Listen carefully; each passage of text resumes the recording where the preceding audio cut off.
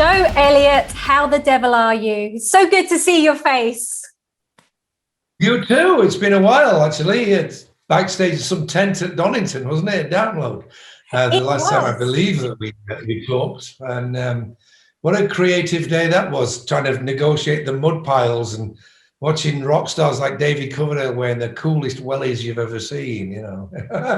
But yeah, I'm okay. I'm good. I'm surviving this strange part of our lives that we're all living through. So, you know, I can't complain. I really can't. So where are you at the moment? Are you in Ireland or?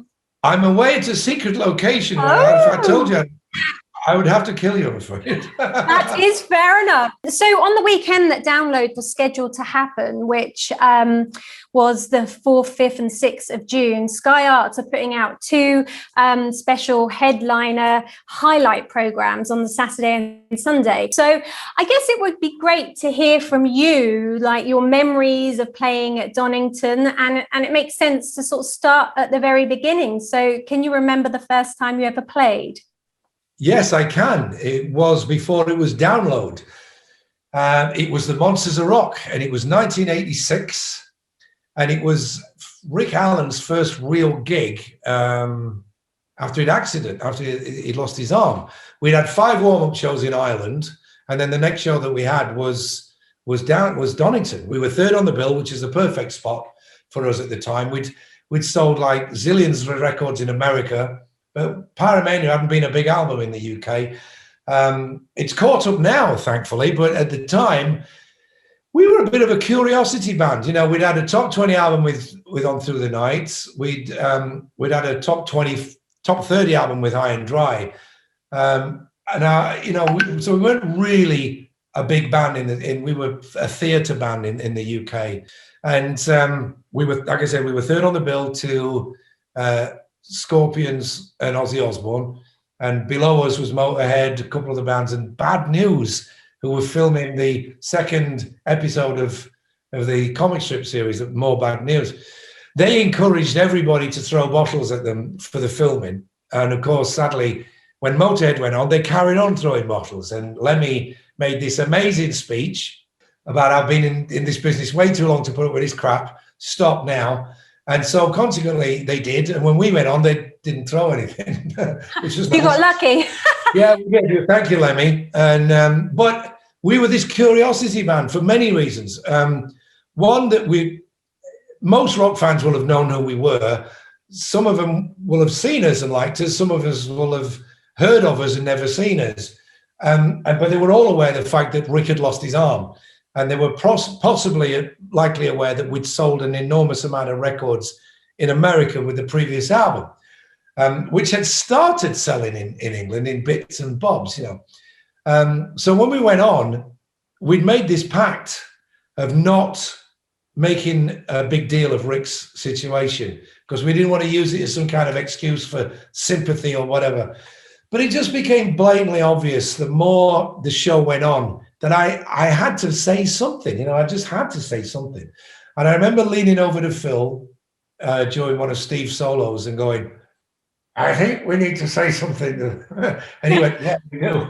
And so I introduced him, and I've used the analogy before, it was like a hairdryer. You know, you could not only hear the positivity coming from the crowd, you could feel it like a wind. Wow. It was crazy, you know, and it just gave, I think it was a big relief for Rick. It gave everybody that kind of feeling of positivity that we're doing okay here. And we got, you know, Brian May, our good friend Brian May from Queen, had driven all the way up from London to come and see us perform. That was a great kind of moment for everybody in the band to think that we've got his blessing it's like, I've come all the way up to see you guys, you know. And that was just an amazing thing. So it was a great gig. I think we played well enough. We won them over. We got good reviews. We felt it was a decent gig. And we had a jolly good time after we came off, because I think there was a big relief from everybody that we'd pulled this off. But we always had that self-belief that we would. But festivals are festivals. You get power cuts, you get rainstorms, you get wind blowing stuff all over the place, rain coming down, making the stages incredibly dangerous. But luckily we went on and we were okay, and it was good. So we've chosen a couple of songs from your performances over the years, and one of the songs that we chose is off the Hysteria album, Pour Some Sugar on Me, which was from 2019. What are your memories of playing that year? Well, obviously the most recent, because it was the last one that we've had. Yes. It was brilliant for us because we'd done the huge Hysteria tour of the UK in December of 18, and I'd been talking to Andy Coppin, and I said, "Are we going to follow this up by doing Download?" And he's like, "I'm not sure, mate." He says, "You've done all these arenas." He says, "I don't know whether there'd be a demand for it, or he's like maybe we'd be overkill or whatever." And then about 2 gigs before we finished that tour, he came into our dressing room and went, "I've changed my mind. It's brilliant. We should do this." So we were signed up to do it, 8 months before, or 7 months before we did it. Because we love the idea of, we've done the big tour and then we come back and say one big hurrah the next year to kind of lick the envelope sealed and say, now you can post it off into the world of history, if you like. My biggest memories it's a typical, you hope and pray that it's going to be warm and dry, and then you wake up the next morning, you look out your hotel window and you go, "Oh no, it's raining." What a surprise. Yeah, and it was cold and raining, and it's like, this is, typical of it. I don't know why we're ever surprised, because as a kid, every single year I watched Wimbledon on the BBC. What did I see every day? A bunch of little kids pulling that cloth across centre court. Why? Because it started to rain in the middle of summer, It is what it is. We'd had one fantastic year. I think it was 2009. Yeah. We had the amazing weather. 2011, not so much. And 2019, not so much. As a singer, the biggest thing was knowing full well that everybody else is getting drowned. So I always feel this obligation to metaphorically drown myself, so that we're all on the same level playing field, which meant going down on the ramp a lot, out from under the shelter of the stage.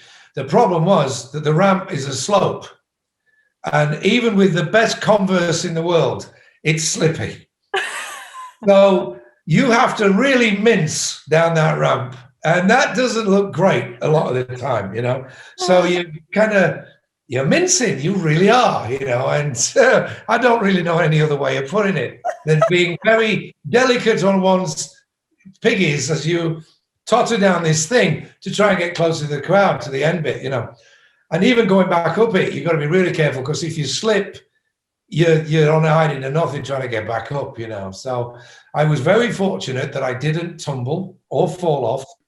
I thought the performance we did that day was typified who we are. It was raw, it was tight, it was everything a rock and roll band should be. We got that, they're using tapes accusation, which we always get, which we wear as a badge of honor. But at the same time, it was a bit rough around the edges as well, because it was raining and windy, and you're fighting the elements as well as just being able to hear each other and that kind of thing. But it was a good gig, and we were really well received. I thought the audience was probably the best audience that we've had as a headliner there, and we've now headlined 3 times. They've all been great, but there was something magical. I don't know whether it's because we did the Hysteria album, and it wasn't just like a kind of a greatest hits.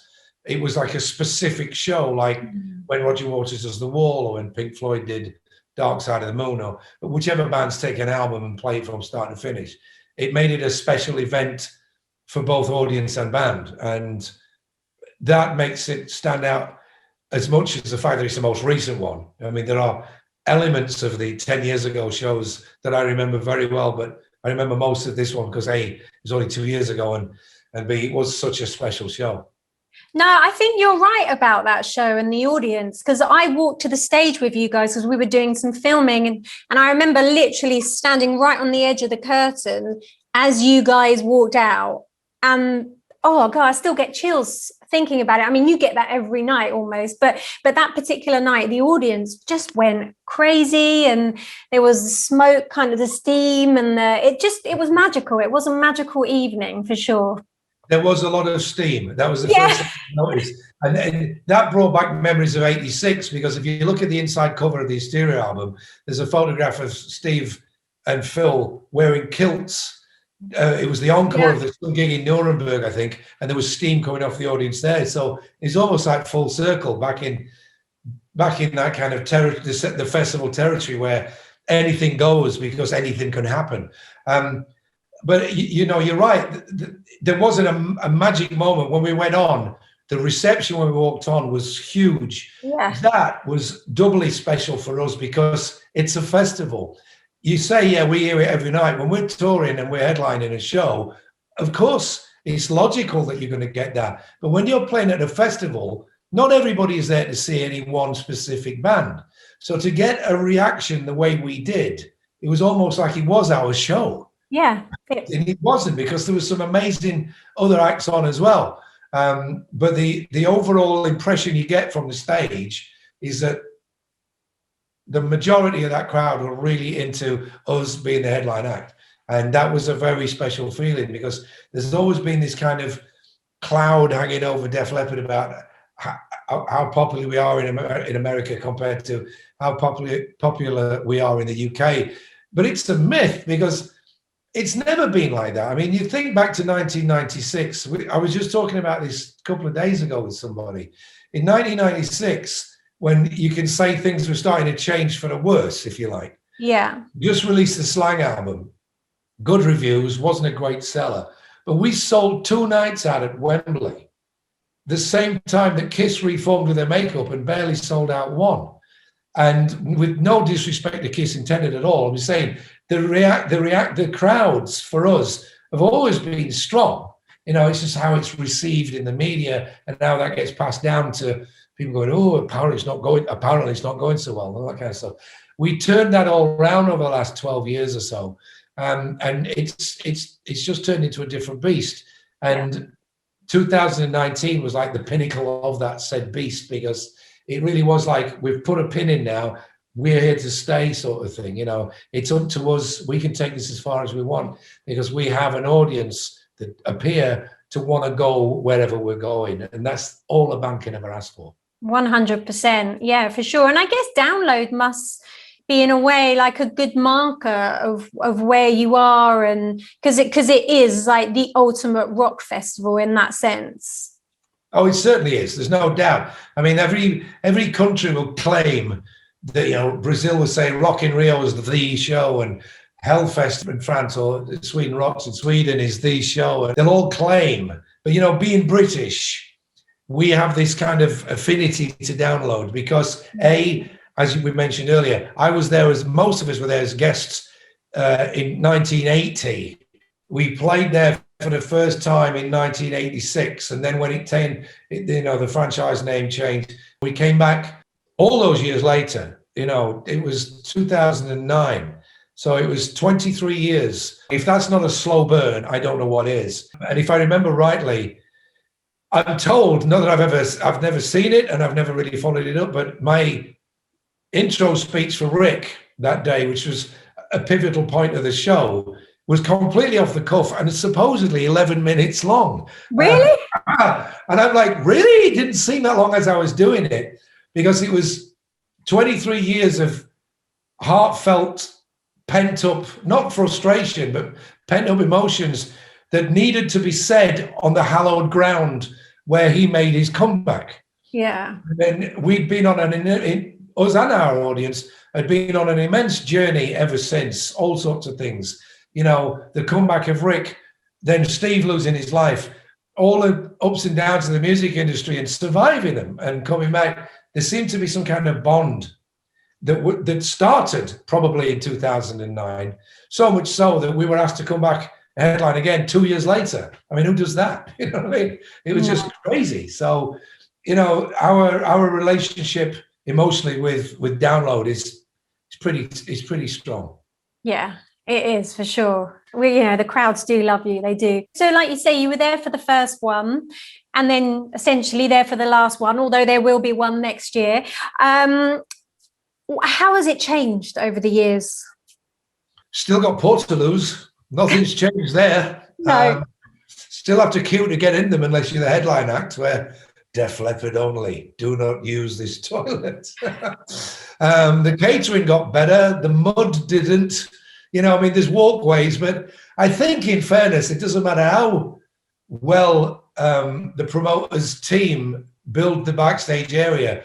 Part of the fun, if it's muddy, is seeing how everybody manages to get around it. I mean, it is, you've got to admit, as you can't take yourself too seriously, but when you're observing bands going to the stage and they're wrapped in towels on the back of a golf trolley because they don't want to get their stage clothes drenched in mud, and you're thinking, you big wuss, and then you go and do it yourself. Yeah.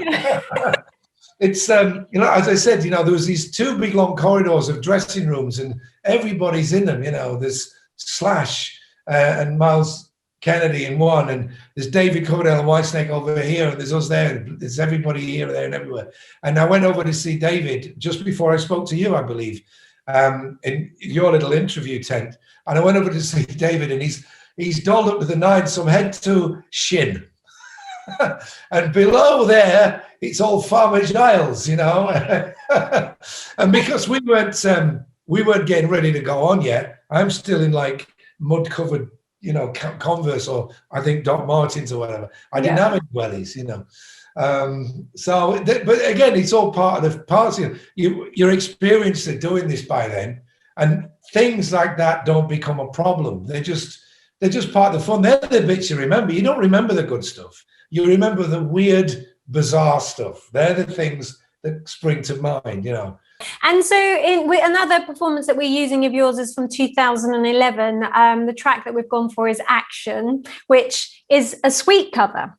Correct, yeah. And again, a fantastic performance. And one thing that I kind of noticed about you guys is you still get so much, like, you can still see the energy and the love for the covers that you do just as much as your own songs. Oh, look, Def Leppard have never hidden the fact that we are such fans of music that we love doing other people's songs.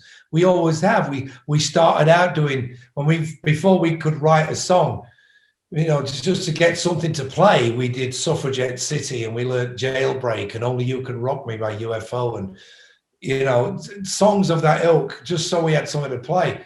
And then once we'd started writing songs, we would still play them in rehearsals because they're great songs, We're just music fans. And we did the Yeah album, which Action isn't from, actually. We covered Hellraiser by Sweet on the Yeah album. We'd done Action as a B-side of the Adrenalize sessions, just for fun, because we love the song so much, Andy Scott from Sweet says it's his favorite ever cover of a Sweet song. Because we put so much into it. It's almost like 5 hours. We've played it live more than some of our own tunes because we love it so much. It's a great live favorite on both sides of the Atlantic. It got to the same chart position in the UK as the original. So it's almost like it's our song as much as it's Sweet song, because it's like Mott the Hoople with All the Young Dudes. It's actually a David Bowie song, but Mott made it their own, So Action is very much part of our DNA. We've never once gone, oh God, really? Do we have to do that cover again? Everybody's like, no, that's a great song to play. It's one of those where you say, I wish we'd written it, because if the reason it sounds so well is it could have been a Def Leppard song. And the reason it could have been a Def Leppard song is because it was an influence on the kind of songs that we like to write. So all the songs that we've ever covered, it doesn't matter whether it's Under My Wheels by Alice Cooper, Traveling Band by Creedence, Hellraiser, or Action by Sweet, all the way to David Essex, Rock On, which is, again, still in the set for most of the time since 2006, because it goes down so well with the crowd. But yet, it's not really our song. We'd made it our own by playing it so many times. It's fun to do. It takes the pressure off a little bit, and it gives it, I think for me, it's an extra bit of honesty towards your audience. It's like, look, we're not trying to pretend that we don't listen to other people's music. these are the things that influence who we are. So we wear them on our sleeve as a badge of honor, because big fan of that kind of music. Yeah, you are. And you mentioned like Bowie and Mott and Sweet. What is it about that whole, glam rock 70s era that kind of really resonates with you? Well, mostly my age. I was 12. I think that between the ages of like 10 and 15, if you're musically inclined like I am, or obsessed as most people say I am, that's when your brain is a sponge, and you remember every single note of songs that you absolutely hate because they're part of your DNA. When you turn on Top of the Pops, as I used to do in 1970 to 74, 75, before disco took over, you sat through Tie a Yellow Ribbon just to get Come On Feel the Noise. But you don't forget Tie a Yellow Ribbon. It's just always there. But the great thing is that the stuff that sorts the men out from the boys is that when whichever DJ introduces whichever artist, your ears go whoosh, and your heart goes boom, boom, boom. And that happened to me with Ride a White Swan, Hot Love, and then specifically Getting On by T-Rex. It's a TV show in its own as to who started a band, having seen Bowie do Starmer. Yeah. When he does on the beginning of the second verse. I've heard it from Morrissey, Gary Kemp, Boy George, me, Phil, dozens of other people. Oh, that was the moment when I went, right, next day down at a second-hand store for a guitar, or a microphone or whatever your choice of instrument was, So that music resonates because it's my music. It's my era when I was growing up, Yes, I did listen to album rock because my nearest friend was 3 years older than me. So he was into Jethro Tull and ELP, and he introduced me to all those bands on Ireland like Free and Mott and some amazing bands, really. But they were his music that I liked. But then when Rod Stewart and T-Rex and Bowie and Queen, Slade, all those bands came along, they became my bands. I was into music before that, but I think I had this guilt feeling that the Kinks, the Stones, the Who, and the Beatles weren't really mine. They were the generation above me, and I was coattailing. And it wasn't like I was pretending to like them, because I wasn't. My first musical experience, I'm told by my parents, was miming to Love Me Do with a little plastic Paul McCartney guitar when I was 3 years old or 4 years old.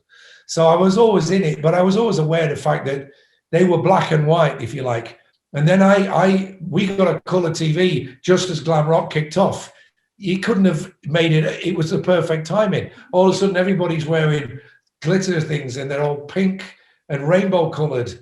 And it did look better than the Kinks doing Waterloo Sunset in black and white. Now, the song didn't never age for me. Waterloo Sunset, one of the greatest British songs of all time. But I had to play catch up. Whereas I was born into glam, and so, you watch the beginnings of a band like Queen and you see doing Killer Queen on Top of the Pops, and then you're off. They're your band, and you saw the demise of a band like T-Rex, and you saw the transition of an artist like David Bowie all through this medium of Top of the Pops. And then obviously, as your parents allowed you to stay up a little longer, the Old Grey Whistle Test with a bit more grown-up music. Of course, by the time 15 and 16, you're kind of out and about and in clubs till 2 a.m. anyway, sowing your own wild musical oats, if you like, and embracing all these little bands that maybe never got anywhere. And then the bands that you can say, oh, I saw them in front of 2 people, like The Clash or Adam and the Ants or Styx. I saw in front of 100. I saw the Scorpions in front of 90 people at the Sheffield Top Rank, where everybody sat on the floor. And then they become this global behemoth of a band that can sell out stadiums all over the world. So the timing was perfect, and that was more. The glam thing died when disco kicked in, and then punk led to the hard rock coming back into fashion. But all that whole 70s thing, whether it be the early 70s, 71 to 74, or whether it was 76 to 79, were magical moments for me. And the kind of the college years, if you like, when I was learning my craft, was when I was the young kid watching glam. But then I wanted to join the club in the late 70s, which is exactly what we all did. I'm so envious of you being part of that whole era of music. I mean, it's a credible time, wasn't it? Well, I saw Iron Maiden at the Retford Porterhouse. I mean, that'll never happen again. You know what I mean? Never. I saw so many great bands at the Limit Club. And I saw bands that should have been big that weren't, It was a great time. But as soon as we started a band, that kind of sealed that whole thing for me, because I stopped being a watcher and became a doer. So I've seen an astonishing amount of fantastic gigs since 1980, but I still believe I saw more gigs between 75 and 1980 than I have since, because I've been too busy doing my own thing, Yeah. But I've been very blessed that I've seen some amazing bands. I mean, let's not forget the day before we signed our record deal in Rick Allen's parents' kitchen, we saw Zeppelin at Nebworth. Get out of here. I mean, you tie all this together and it's like, it's an amazing journey. It really is. It is. I mean, and then you come full circle, and here you are. You're one of those bands now. You are one of those bands that people talk about. You'll be in that list, which is pretty cool. Maybe. I mean, I don't know. I haven't heard anybody. I haven't seen anybody for a year, so I wouldn't remember even if they had said it. Well, it's nice to think that our generation of fans may think about one of our performances at Download the same way that we thought about watching Led Zeppelin in Nebworth, or on watching Rainbow at the first ever Monsters of Rock, when I do believe they played Stargazer for the very first time. Things like that. I mean, that's about the only thing I remember from the gig, and that could be a phantom memory because it's nearly 41 years ago. Which is a long time. It is nice to think that we may have achieved somewhat what we set out to, but here's the thing. It's all relevant because you get to a certain level and you go, okay, what's next? You don't go, okay, deck chair out, I'm done. It's like you got to re-achieve, which is what we've been trying to do ever since the rug was pulled from under our feet from some obscure little bands in Seattle.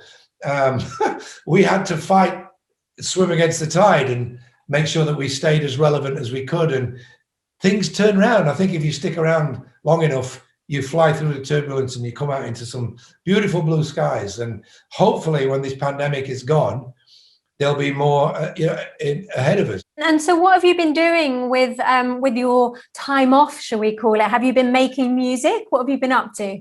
We've been writing, which is great. Oh. We have no fixed ending to any particular project. We've got a box 3 of the catalogue is coming out in June.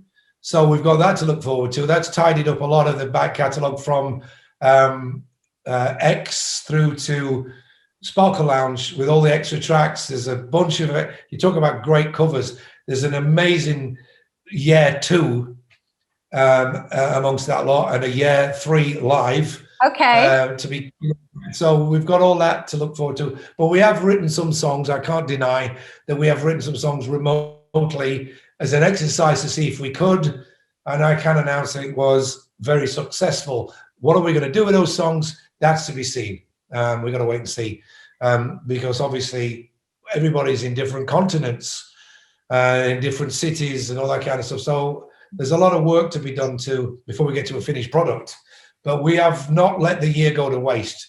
And other than that, everybody in the band, and I've spoke to most of them on a very often, not a daily basis, but quite often, are just actually playing catch up on time away from family.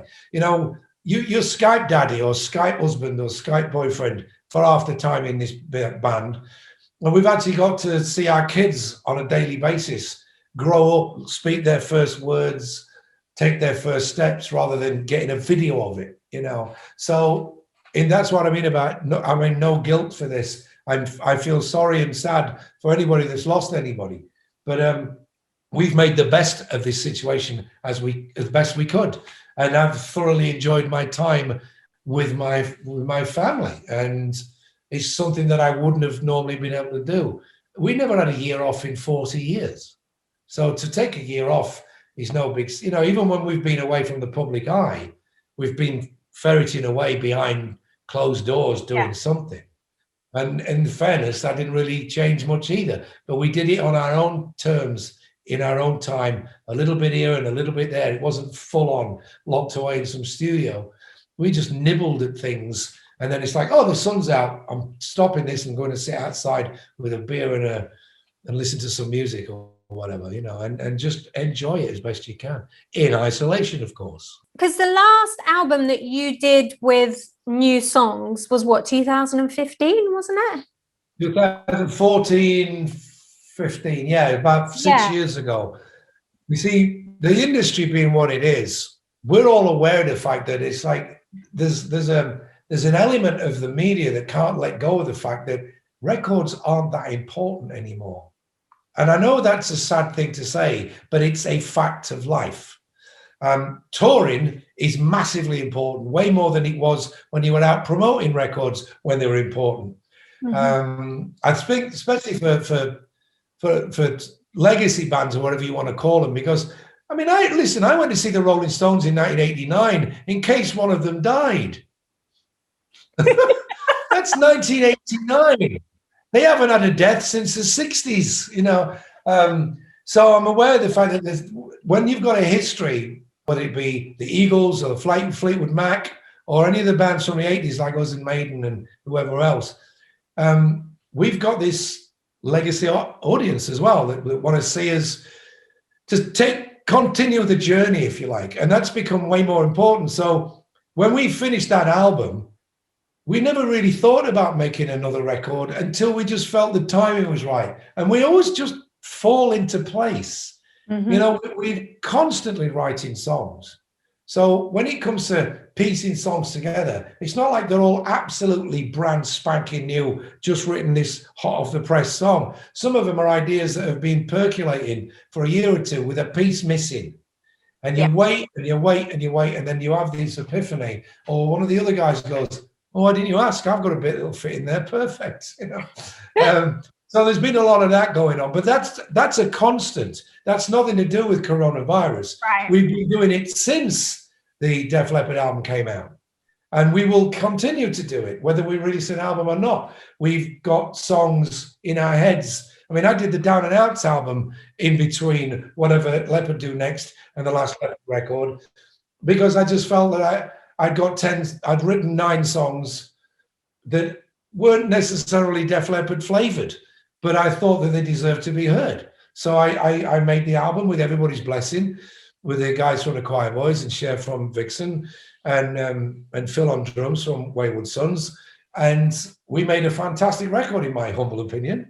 You did. And I got that out of my system so I can move on to, okay, what have we got? So me and Sav would talk, me, Phil and Sav and Vivian would talk. We'd get all, and they'd talk without me and I'd talk without them. And all these little side things would come together. And we just saw it as a bit of a challenge, to something to do while we're waiting it out, and okay, we'll see what comes from it at the other end.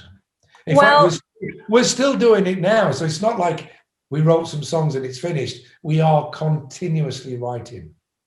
Okay. Well, I would like to hear a new album. So You too. Here we go. Well, listen, Joe, it was lovely catching up with you. So good to see you again.